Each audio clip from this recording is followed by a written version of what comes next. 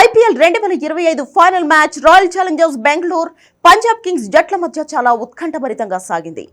RCB 6 పరుగుల తేడాతో విజయం సాధించి టైటిల్ కలను సాకారం చేసుకుంది. 18 ఏళ్ల కరువును ముగించుకుని ఐపీఎల్ 2025 ట్రోఫీని గెలుచుకుంది. ఆర్సీబీకి ఇదే మొదటి ఐపీఎల్ టైటిల్. ఐపీఎల్ 2025 ఫైనల్ తర్వాత ఆటగాళ్లు బీసీసీఐ నుంచి అనేక అవార్డులను అందుకున్నారు. ఆరెంజ్ క్యాప్, పర్పుల్ క్యాప్ రెండు కూడా గుజరాత్ టైటన్స్ కే దక్కాయి. Gujarat Titans opener Sai Sudharsan IPL 2025 సీజన్లో అత్యధిక పరుగులు సాధించి ఆరెంజ్ క్యాప్ ను సొంతం చేసుకున్నాడు. 15 మ్యాచ్లలో 759 పరుగులు సాధించిన సాయి 54 సగటు 156 స్ట్రైక్ రేట్ తో అద్భుత ప్రదర్శన కనబరిచాడు. ఎలిమినేటర్ మ్యాచ్ లో ముంబై ఇండియన్స్ పై 49 బంతుల్లో 80 పరుగుల ఇన్నింగ్స్ ఆడి అతని ఫామ్ ను చాటింది.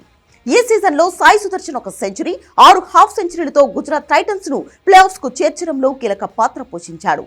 దీనితో పాటు Gujarat Titans fast bowler Prasidh Krishna IPL 2025 సీజన్లో అత్యధిక వికెట్లు తీసి పర్పుల్ క్యాప్ ను కైవసం చేసుకున్నాడు.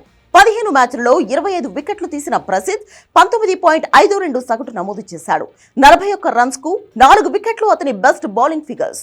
లీగ్ దశ నుంచి ప్లే ఆఫ్స్ వరకు స్థిరమైన బౌలింగ్ తో జట్టు విజయాల్లో కీలక పాత్ర పోషించాడు. ఎలిమినేటర్ మ్యాచ్ లో అతని బౌలింగ్ గుజరాత్ టైటన్స్ ను ముందుకు నడిపించింది. దీని తర్వాత Mohammed Siraj most economical dot ball అవార్డును గెలుచుకున్నాడు. అదే సమయంలో సిఎస్కే ఫెయిర్ ప్లే అవార్డును గెలుచుకుంది. Suryakumar Yadav most valuable player title ను గెలుచుకున్నాడు. ఈ సీజన్ లో తన వేగవంతమైన బ్యాటింగ్ తో అందరినీ ఆకట్టుకున్న Vaibhav Suryavanshi curve super striker of the season అవార్డును అందుకున్నాడు.